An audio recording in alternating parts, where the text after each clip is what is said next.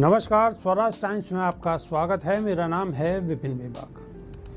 चंद दिनों पहले तक सारी विपक्षी पार्टियों का सवाल रहता था कि बसपा सुप्रीमो आखिर कौन से बिल में छुप गई हैं, कहाँ हैं, कहीं दिखाई नहीं दे रही। लेकिन बसपा सुप्रीमो का एक दाव सारी विपक्षी पार्टियों को धराशाही कर दिया।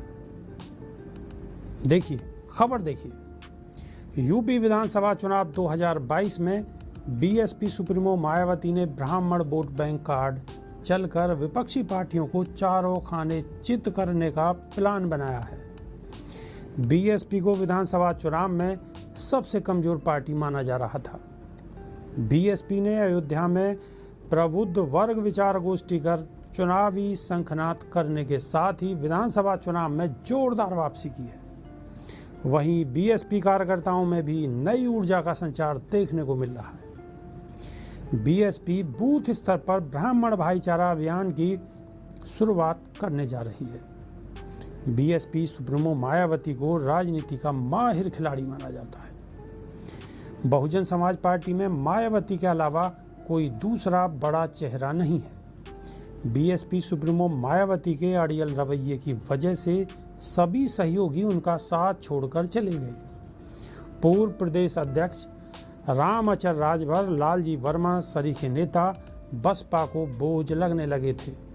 विधायकों, वरिष्ठ नेताओं के निष्कासन का असर प्रदेश के समस्त जिलों में देखने को मिला था।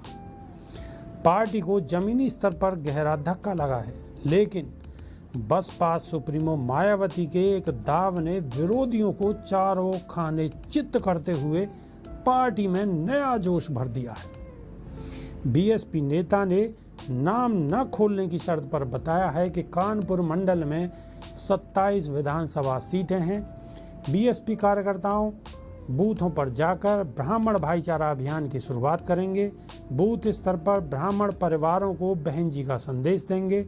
ब्राह्मणों का मान सम्मान सिर्फ बहुजन समाज पार्टी में है। बीजेपी, कांग्रेस, सपा समेत अन्य दलों ने सिर्फ ब्राह्मण वर्ग का इस्तेमाल किया है। बहुजन समाज और ब्राह्मण भाईचारा ही प्रदेश को विकास के पथ पर ले जा सकता है।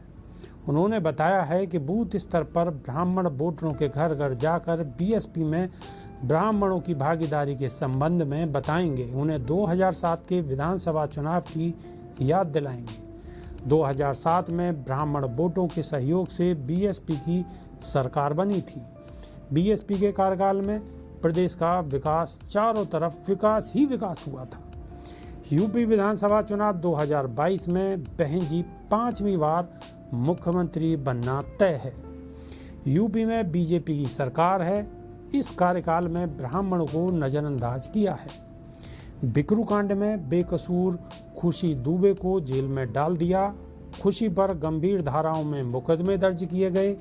हिस्ट्री शीटर विकास दुबे अपराधी था तो उसे पकड़कर अदालत के सामने पेश करते। विकास दुबे समेत उनके 6 साथियों को एनकाउंटर में मार दिया गया। यह ब्राह्मणों के साथ अत्याचार है। खुशी दुबे का केस अभी तक ब्राह्मण सभा लड़ रही थी, लेकिन अब बीएसपी खुशी दुबे का केस लड़ेगी। यूपी विधानसभा चुनाव के लिए बहुत ही कम समय बचा है। एसपी, बीएसपी और कांग्रेस समेत अन्य विपक्षी नेता इस बात को जानते हैं कि ब्राह्मण वोट बैंक एक बड़ा हिस्सा प्रदेश सरकार से नाराज है, जिसका फायदा उठाते हुए सभी राजनीतिक दल ब्राह्मण वोटरों को साधने में जुटे हुए। अभी के लिए सिर्फ इतना ही, लेकिन जाते जाते अगर आपको हमारा वीडियो अच्छा लग रहा है तो आप इसे लाइक, शेयर, सब्सक्राइब कर सकते हैं। बहुत बहुत धन्यवाद। नमस्कार।